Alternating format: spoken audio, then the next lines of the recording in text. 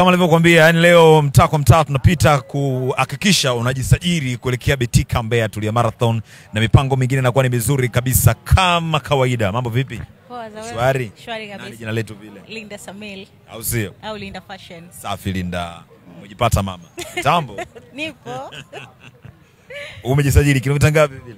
10 tu. Wewe wa 10? Mimi mwenyewe. Wewe mwenyewe? Kabisa. Hapana. Kweli kabisa. Basi yangu macho. Eh. Jamani, mna uhakika atakimbia kilomita 10 huyu? Tusubiri kuona. By the way, umejipanga vipi?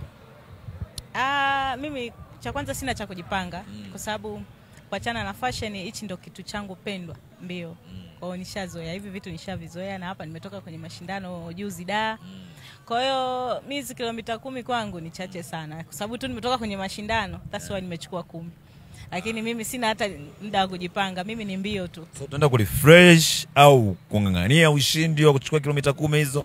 Hapana, nenda kurefresh. Kurefresh. Yes. Kizazi sana. Kabisa. Msimu ngapi umeshiriki wa marathon ya za Tulia? Msimu wa pili, mwaka jana na mwaka huu. Nice. Yeah. Inapendeza sana. Na mwaka jana nikimbia 21. Eh? Ah we. Sio kweli.